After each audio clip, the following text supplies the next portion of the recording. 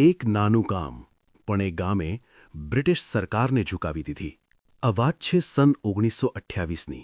ગુજરાતના બારડોલી વિસ્તારમાં બ્રિટિશ સરકારે ખેડૂતો પર 22% જમીન કર વધારી દીધો. ખેડૂતો માટે આ માત્ર કર નહીં પણ એક મોટો અન્યાય હતો. ત્યારે એક લીડર આગળ આવ્યા, વલ્લભભાઈ પટેલ. તેમણે એક જ વાત કહી, એક પણ રૂપિયો ટેક્સ નહીં આપવો. અને પછી શું? બધા જ ખેડૂતો એક સાથે ઊભા રહી ગયા અને વલ્લભભાઈની વાત સાથે સહેમત થઈ ટેક્સ ભરવાનું બંધ કરી દીધો. બ્રિટિશ સરકાર પણ એમ કંઈ ટેક્સ માફ કરે તેમ નહોતી. બ્રિટિશ સરકારે દબાણ શરૂ કર્યું, જમીનો જપ્ત કરી, ઘર મકાન છીનવી લીધા. પણ ખેડૂતો ઝૂક્યા નહીં. સ્ત્રીઓ પણ આ સંઘર્ષમાં જોડાઈ ગઈ અને એ સમયે જન્મ્યું એક નામ, સરદાર. અને આખરે બ્રિટિશ સરકાર ઝૂકી ગઈ. વધારેલો કર પાછો ખેંચવો પડ્યો અને બારડોલીના ખેડૂતોની જીત થઈ.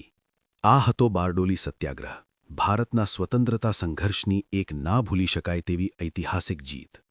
સંગઠિત ખેડૂતોની અંગ્રેજો સામેની મજબૂત મનોબળ દર્શાવતી જીત.